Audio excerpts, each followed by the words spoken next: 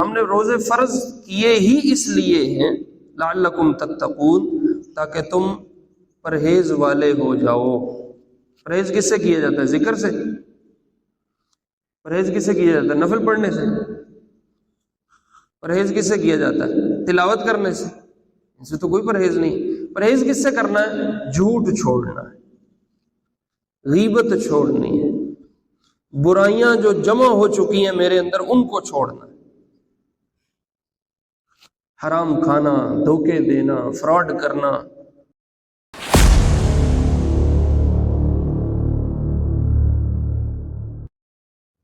تو ہماری طبیعت میں اتر چکا ہے جھوٹ، خاص طور پہ جو ہماری پاکستانی قوم ہے۔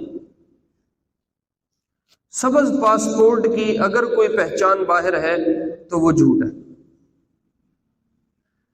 کیوں؟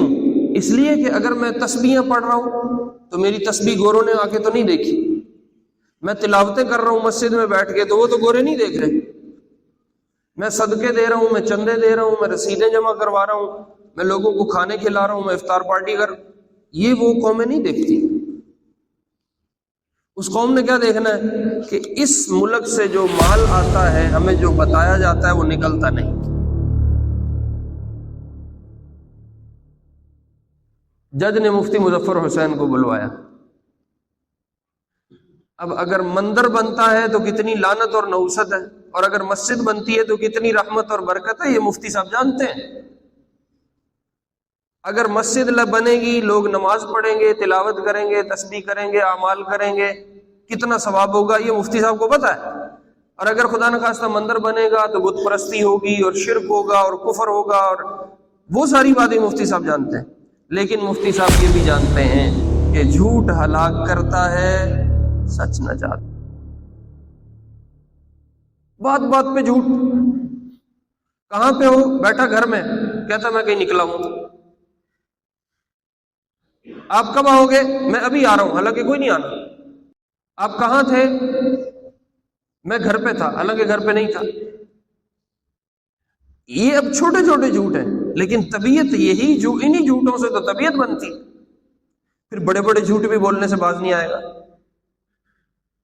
اس لیے مجموعی طور پہ پاکستانی قوم جھوٹ پہ کھڑی ہے۔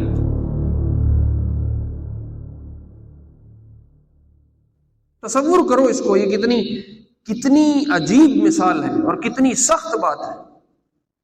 سگا بھائی اور اس کا انتقال ہو گیا اور اس کی ڈیڈ باڈی پڑی ہے، اور کوئی بندہ چھری لے کے، اس کا سگا بھائی ہو، وہ چھری لے کے اس کے گوشت کو پیس کو اتار کے اور وہ کھائے۔ قرآن کہتا ہے غیبت یہ کرتا ہے، غیبت کرنے والا یہ کام کرتا ہے۔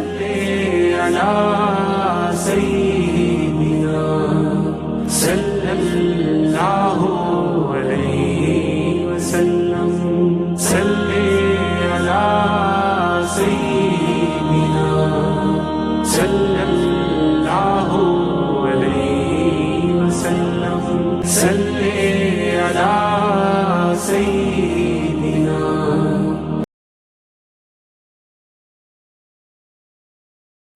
رمضان کا جو مہینہ ہے، ایمان والے کے لیے یہ صفائی کا، دھلائی کا مہینہ ہے۔ جیسے چیزوں پہ میل کچیل جمع ہو جاتی ہے، کچھ عرصہ اگر بارش نہ ہو تو ہر جگہ مٹی مٹی ہو جاتی ہے، درخت مٹی سے اٹ جاتے ہیں اور لوگ بیمار ہونا شروع ہو جاتے ہیں، اور ایک بارش کے آنے سے ہر چیز دھل کے صاف ہو جاتی ہے۔ تو رمضان ایمان والے کے لیے ایک بارش ہے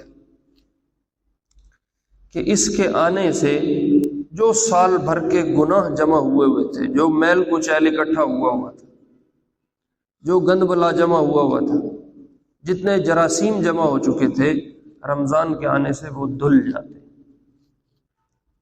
اور رمضان جو ہے، میں نے پچھلے جمعے بھی عرض کیا تھا، یہ کثرت حسنات کا مہینہ نہیں ہے، ترک سیئات کا مہینہ ہے۔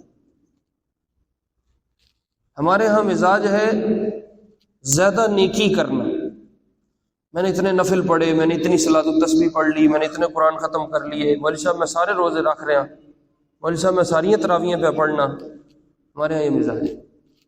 تو یہ اچھی بات ہے، ہونا چاہیے، لیکن جو رمضان کا مقصود بتایا گیا ہے وہ زیادہ نیکی نہیں ہے۔ رمضان کا جو مقصود بتایا گیا ہے وہ گناہوں سے بچنا ہے، اور سب سے بڑی نیکی گناہ چھوڑنا ہے۔ ہم ساری نیکیاں کرنے کو تیار ہیں، ہم گناہ چھوڑنے کو تیار نہیں، جبکہ اللہ نے قرآن میں کہا کتب علیکم الصیام کما کتب علی الذین من قبلکم لعلکم، ہم نے روزے فرض کیے ہی اس لیے ہیں لعلکم تتقون، تاکہ تم پرہیز والے ہو جاؤ۔ پرہیز کس سے کیا جاتا ہے؟ ذکر سے۔ پرہیز کس سے کیا جاتا ہے؟ نفل پڑھنے سے۔ پرہیز کس سے کیا جاتا ہے؟ تلاوت کرنے سے۔ اس سے تو کوئی پرہیز نہیں۔ پرہیز کس سے کرنا ہے؟ جھوٹ چھوڑنا ہے، غیبت چھوڑنی ہے، برائیاں جو جمع ہو چکی ہیں میرے اندر ان کو چھوڑنا ہے، حرام کھانا، دھوکے دینا، فراڈ کرنا۔ اب آپ لوگوں سے پوچھو تو آپ کو تراویح والے بھی ملیں گے، روزے والے بھی ملیں گے، لوگوں کو افطاریاں کروانے والے بھی ملیں گے، قرآن کئی دفعہ رمضان میں ختم ہوا یہ بھی ملیں گے، لیکن جھوٹ چھوڑا، بد نظری چھوڑی، لوگوں کا جو حق مار کے بیٹھا وہ چھوڑا، جو 2 نمبر سودا بیچنے کی عادت ہے وہ چھوڑی، اس پہ خاموش ہو جائیں۔ تو رمضان اصل میں گناہ چھوڑنے کا مہینہ ہے، کہ سال بھر جو گناہ کی لت پڑ گئی ہے وہ چھوٹ جائے۔ تراویح میں کچھ کمی رہ گئی، کسی مفتی سے پوچھو وہ کہتا جہنم نہیں جائے گا، ثواب نہیں لبیا لیکن جہنم اس پہ نہیں بنتی۔ قرآن کی تلاوت رمضان میں زیادہ نہیں کر سکا، مصروف رہا، کسی مفتی سے پوچھو کہے گا جہنم نہیں جائے گا، لیکن اگر اسی مفتی سے پوچھو کہ رمضان بھر جھوٹ نہیں چھوڑا تو کیا حکم ہے، وہ کہے گا سیدھی جہنم ہے۔ گالی نہیں چھوڑی، وہ کہے گا سیدھا نار ہے۔ 2 نمبر سودا نہیں چھوڑا، وہ کہے گا سیدھی آگ ہے۔ نیکیاں ہر انسان کے لیے ہر وقت نہیں ہوتی۔ مثال کے طور پہ بوڑھا آدمی ہے، اب وہ روزہ نہیں رکھ سکتا، تو اس کے ذمہ اب نہیں ہے یہ روزہ رکھے، شریعت کہتی ہے فدیہ دے لو۔ مسافر ہے،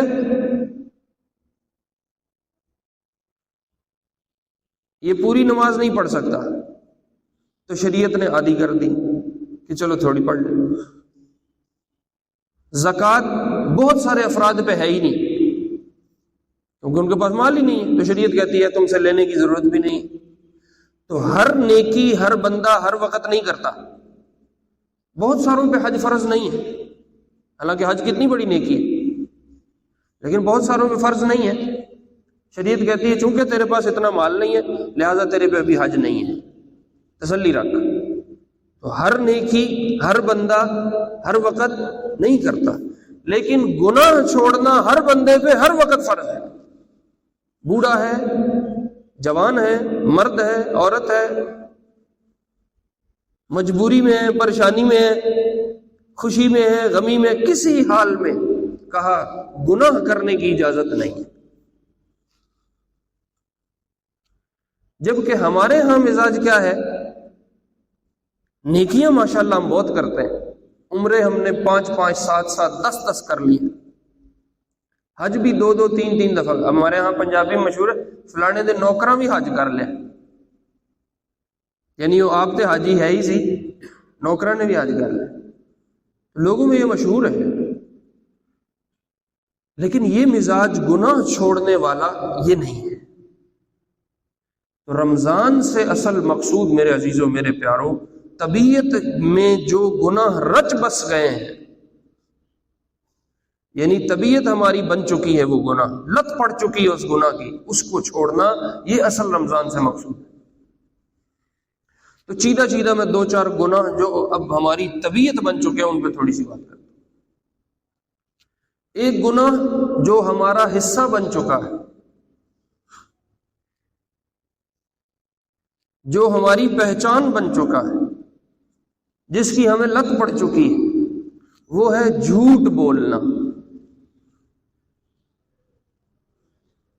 بہت جھوٹ بولتے ہیں اور بغیر وجہ کے بولتے ہیں، یعنی کوئی ضرورت نہیں. تم کہیں جا رہے ہو، وہ کہتا نہیں میں کہیں نہیں جا رہا، حالانکہ جا رہا ہوتا ہے. آپ پوچھو گے کب آؤ گے، وہ کہتا بس ابھی آ رہا ہوں، حالانکہ ابھی کوئی نہیں آنا.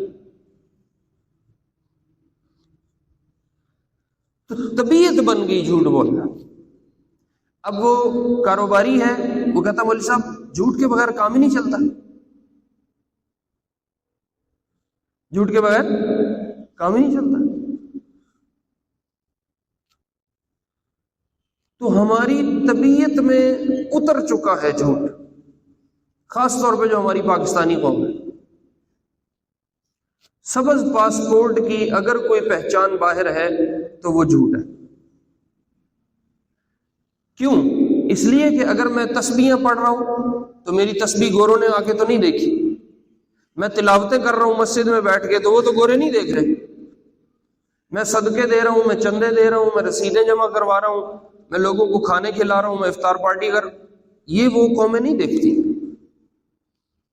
اس قوم نے کیا دیکھنا ہے کہ اس ملک سے جو مال آتا ہے، ہمیں جو بتایا جاتا ہے وہ نکلتا نہیں. اب میڈ ان پاکستان لکھ دو، پاکستانی اس کو لینے کو تیار نہیں ہے، چاہے جائے کہ وہ باہر کی دنیا میں سے کوئی لے. یعنی ہم خود اپنے پہ اعتبار کرنے کو تیار نہیں. وجہ کیا ہے کہ جھوٹ اتنا داخل ہو چکا ہے کہ اب وہ طبیعت کا حصہ بن چکا ہے. میں پچھلے دنوں پڑھ رہا تھا، امریکہ میں انہوں نے ایک جوس کی فیکٹری کو سیل کر دیا. کا وجہ کیا ہے؟ کا وجہ یہ ہے کہ مالٹے کے سیزن میں وہ جوس فیکٹری جوس بناتی تو اس کے اوپر لکھا ہوتا ہے فریش جوس. اچھا، اب 2-3 مہینے کے بعد وہ مالٹے کا سیزن ختم ہوا تو مالٹا مارکیٹ سے ختم ہو گیا. ابھی بھی وہ کمپنی فریش جوس بیچ رہی تھی. تو کسی نے عدالت میں یہ کیس کیا کہ اب فریش کیسے ہو سکتا ہے، مالٹا گئے تو 4 مہینے ہو گئے. آپ پیور جوس لکھ سکتے ہو، فریش جوس نہیں لکھ سکتے، یہ جھوٹ ہے. اس پہ انہوں نے مارکیٹ میں وہ کمپنی کی ساری مصنوعات سیل کر دی، بند کر دی، بین کر دی کہ چونکہ یہ جھوٹ بول رہے ہیں لہذا اس کمپنی کی مارکیٹ میں کوئی چیز نہیں بکے گی. ہمارے ہاں جھوٹ کی کیا حالت ہے اس وقت مارکیٹ، کیا نیک، کیا بد، کیا حاجی، کیا نمازی، کیا مولوی، کیا مفتی، ہم سب جانتے ہیں اور ہم اس کو چھوڑنے کو تیار نہیں ہیں. حالانکہ اللہ کے محبوب علیہ السلام، ایک صحابی نے کہا رسول اللہ میں 4 گناہ کرتا ہوں بڑے بڑے اور ان میں سے ایک چھوڑ سکتا ہوں. آپ نے کہا کون کون سے کرتے ہو؟ وہ کہنے لگے زنا، شراب، چوری اور جھوٹ. اب یہ 4 بڑے گناہ ہیں، ایک چھوڑ سکتا ہوں. آپ نے کہا ایک پکی طرح چھوڑ دو گے؟ کہا بالکل چھوڑ. آپ نے کہا جھوٹ چھوڑ. حالانکہ آپ زنا چھوڑواتے، آپ شراب چھوڑواتے، آپ چوری چھوڑواتے، آپ نے کہا جھوٹ چھوڑ. اب شام ہوئی، خیال آیا شراب پی لوں، پھر ذہن میں آیا حضور پوچھیں گے تو کیا بتاؤں گا، جھوٹ تو بول نہیں سکتا، تو شراب بھی چھوڑ دی. پھر زنا کرنے کا خیال آیا تو کہا اللہ کے نبی کی عدالت میں مقدمہ جائے گا، اگر اعتراف کروں گا تو سزا ملے گی، اگر اعتراف نہیں کروں گا تو جھوٹ ہوگا، اور جھوٹ کا تو میں وعدہ کر رہا ہوں کہ جھوٹ نہیں بولنا. زنا بھی چھوڑ دیا. اچھا، شراب میں بھی کوئی مزہ ہے، زنا میں بھی چلو آپ کہہ لو کوئی تسکین ہے، چوری کرے گا تو کچھ مال آئے گا، جھوٹ بولے گا کچھ بھی نہیں ملے گا، بالکل گناہ بے لذت ہے. تو آپ نے اسے چھوڑوایا کیا؟ جھوٹ. الصدق ینجی والکذب یہلک. کتنی صاف بات ہے. ہفتہ لگے، مہینہ لگے، 2 ہفتے لگے، 1 سال لگے، جھوٹ نجات ہلاک کرتا ہے، سچ نجات دیتا ہے. سچ نجات دے گا.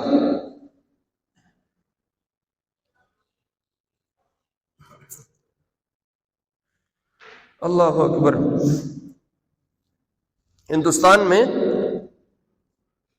مسلمانوں نے کسی جگہ قبضہ کر لیا اور وہاں مسجد بنا دی. وہ جگہ کسی ہندو کی تھی، تو لڑائی پڑ گئی، عدالت میں مقدمہ گیا. اس وقت انگریز جج تھا. دونوں فریقوں کو بلایا. مسلمانوں نے کہا جی یہ جگہ ہماری ہے، ہم نے مسجد بنا دی. ہندوؤں نے کہا یہ جگہ ہماری ہے، ہم یہاں مندر بنانا چاہتے ہیں. جج نے ساری تفصیلات سننے کے بعد ہندوؤں سے کہا اگر مسلمانوں میں سے کوئی یہ گواہی دے کہ یہ زمین تمہاری نہیں ہے، مسلمانوں کی ہے، تو کسی کی گواہی ماننے کو تیار ہو؟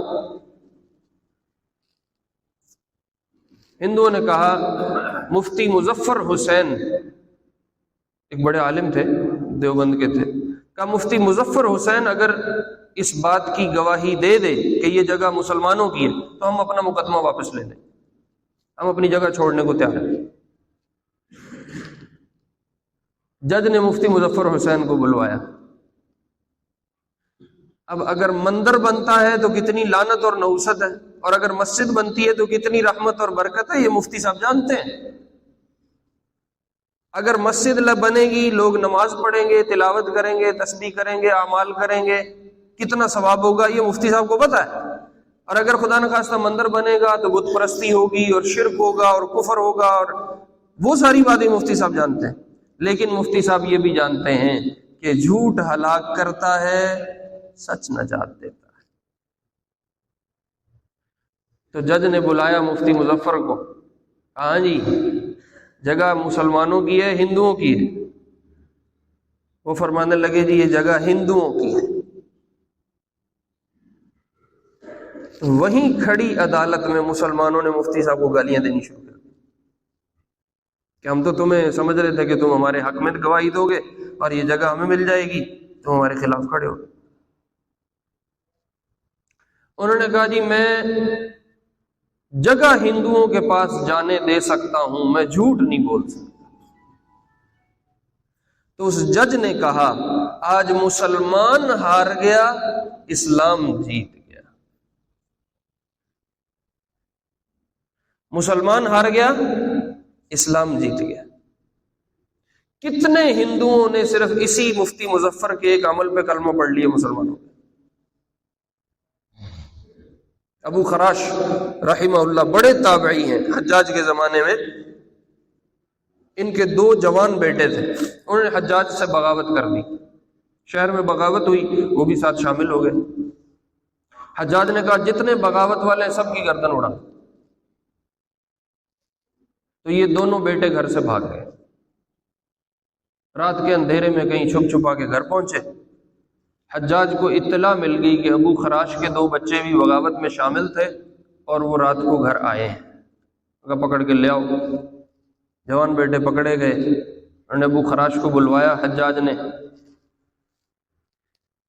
اللہ اکبر کہا تمہیں معلوم ہے یہ تمہارے دونوں بیٹے بغاوت میں شریک تھے؟ کہا بالکل پتہ ہے. کہا سزا بھی معلوم ہے؟ کہا بالکل معلوم. کہا اچھا بتاؤ تمہارے دونوں بچے کہاں تھے؟ کہا جی گھر پہ تھے. میں جھوٹ نہیں بول سکتا.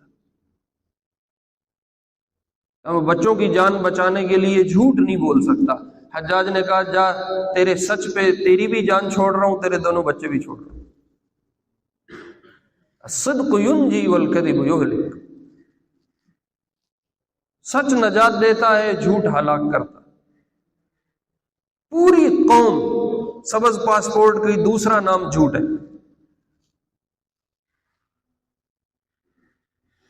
آپ علیہ السلام گزر رہے مدینہ میں، آواز آئی یا رسول اللہ. آپ نے مڑ کے دیکھا کوئی شے نہیں.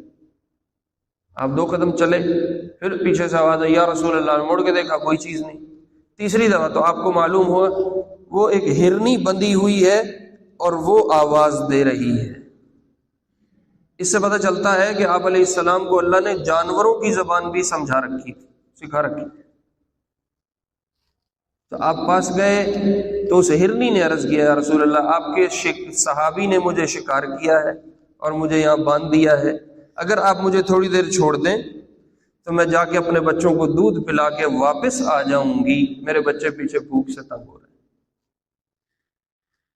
آپ نے اس کی رسی کھولی، جس نے شکار کیا تھا باندھا ہوا تھا، وہ کہیں نکلے ہوئے تھے، آپ نے رسی کھولی، وہ گئی، تھوڑی دیر بعد دودھ پلا کے ہرنی واپس چلتی ہوئی آ گئی اور اپنا سر جھکا دیا، آپ نے اس کے گلے میں رسی ڈالی، دوبارہ باندھ دیا اور آپ وہیں کھڑے ہو۔ کچھ وقت کے بعد وہ صحابی آئے جنہوں نے باندھا ہوا تھا، شکار کیا ہوا تھا، آپ نے کہا یہ ہرنی مجھے ہدیہ کرو گے؟ کہا رسول اللہ جان مال ہر چیز آپ پہ قربان ہے، ہرن کیا چیز ہے؟ کہا رسول اللہ بالکل۔ آپ نے اس سے اجازت لے کے اس کی رسی کھولی اور ہرنی کو یوں ہاتھ مار کے کہا کہ چلی جا۔ تو جب وہ ہرنی جا رہی تھی تو آپ پیچھے فرما رہے تھے الصدق ینجی والکذب یہلک، سچ نجات دیتا ہے، جھوٹ ہلاک کرتا ہے۔ تو ہم رمضان میں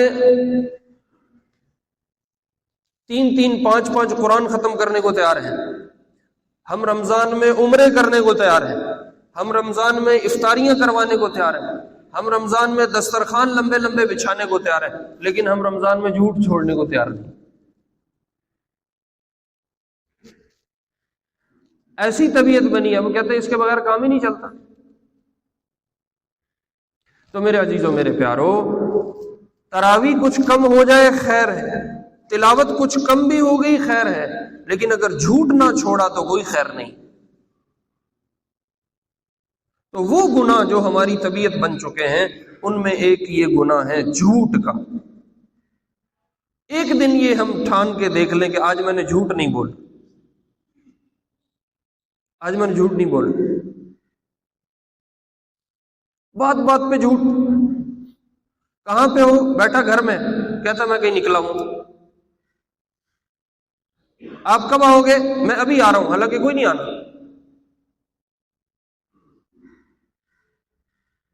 آپ کہاں تھے؟ میں گھر پہ تھا، حالانکہ گھر پہ نہیں تھا۔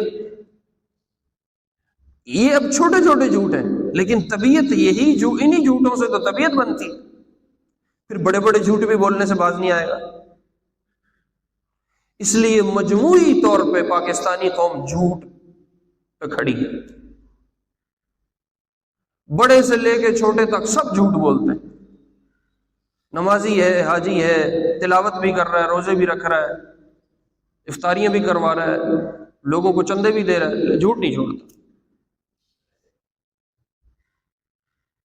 اور دوسرا گناہ جو بہت ضروری ہے چھوڑنا، وہ میرے عزیزو غیبت کرنا۔ غیبت کرنا، دوسروں کی برائیاں، یہ ہمارا مزاج ہے۔ جس مجلس میں ہم کسی کی غیبت نہیں کرتے، اس مجلس کا ہمیں مزہ ہی نہیں آتا۔ کیا بڑے کیا چھوٹے، کیا عورتیں کیا مرد، کیا نیک کیا بد، کیا مسجد والے، مدرسوں والے، دکانوں والے، مارکیٹوں والے، منڈی والے، زمیندار، زمینوں والے، جانوروں والے، سب لت پڑ گئی ہے دوسروں کی غیبت کرنے۔ تو رمضان میں یہ ٹارگٹ ہو کہ میں نے گناہ چھوڑنے ہیں، جو اصل مقصود ہے رمضان سے۔ اب ہے روزے سے، لیکن غیبت چھوڑنے کو تیار نہیں۔ آپ نے ایک دن حکم دیا نفلی روزے کا کہ آج سارا مدینہ روزہ رکھے، سب نے روزہ رکھا۔ افطار میں ابھی کافی وقت باقی تھا، ایک گھر سے کوئی آدمی، کوئی صحابی آیا، رسول اللہ ہمارے گھر کی 2 مستورات ہیں، 2 خواتین ہیں، ان کو روزہ بہت تنگ کر رہا ہے، قریب ہے کہ جان دے جائیں گی، پیاس اور بھوک۔ تو اب آپ کی طرف سے حکم ہونا چاہیے تھا جاؤ ان کو روزہ افطار کر لیں۔ آپ نے ایک پیالہ منگوا کے ان کو دیا، کہا یہ لے کے جاؤ اور ان سے کہو اس میں قے کریں، قے الٹی کریں۔ ان کو معاملہ سمجھ نہیں آیا، وہ گھر لے کے گئے۔ وہ دونوں خواتین جن کو بہت زیادہ وہ روزے کی وجہ سے تنگی ہو رہی تھی، ان کو وہ پیالہ دیا، کہا حضور کا ارشاد ہے کہ اس میں الٹی کرو، کیا کرو؟ انہوں نے جیسے تیسے کسی بھی طرح وہ الٹی کی اور اندر سے گوشت کے لوتھڑے نکلے۔ تو آپ نے منگوائے، آپ نے کہا اس کو میرے پاس لے کے آؤ۔ پھر آپ نے فرمایا ان دونوں خواتین کا روزہ نہیں تھا، یہ افطار کر چکی تھی۔ یہ جو اندر سے لوتھڑے نکلے اور گوشت کی بوٹیاں نکلی اور پیس نکلے ہیں، انہوں نے افطار کیا ہوا ہے۔ تو رسول اللہ پھر اتنی شدت کیوں تھی؟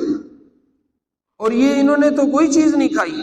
آپ نے کہا ان دونوں نے بیٹھ کے فلاں گھر کی عورت کی غیبت کی ہے اور اس کا گوشت کھایا ہے۔ یہ جو تم اندر سے لوتھڑے اور گوشت کے ٹکڑے نکل رہے دیکھ رہے ہو، یہ اس کا کھایا ہوا گوشت ہے، ان دونوں کا روزہ نہیں تھا۔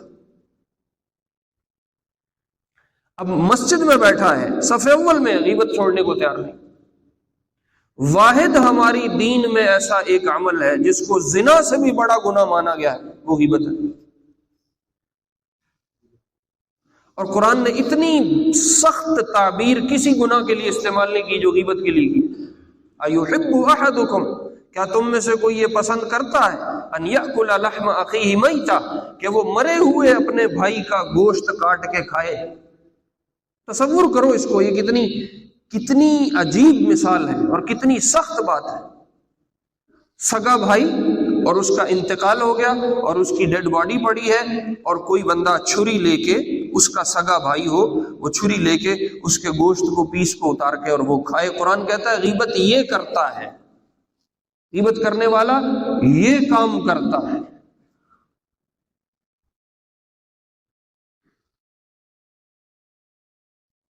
آپ علیہ السلام نے فرمایا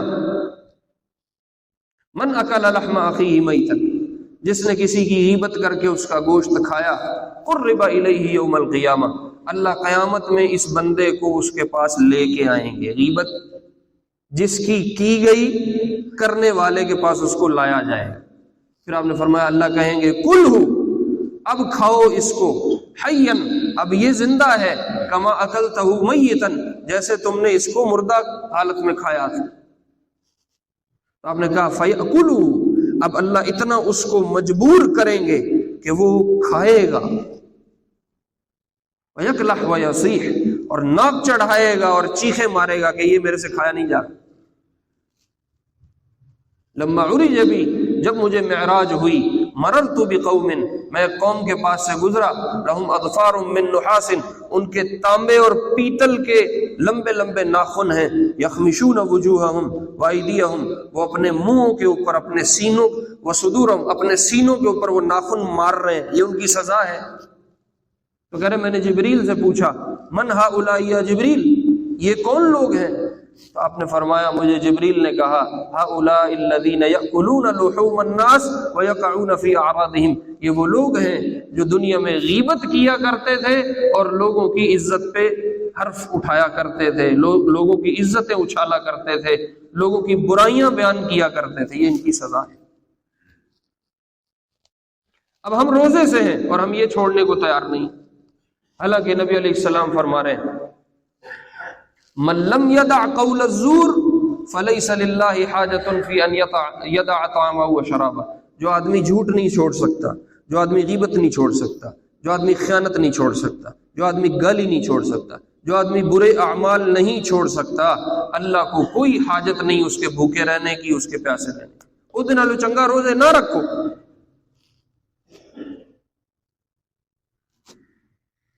تو اس لیے رمضان میں کم از کم کوئی ایک ایسا گناہ میں نیت کر لوں، ٹھان لوں کہ میں نے آئندہ کے بعد زندگی بھر یہ گناہ نہیں کرنا۔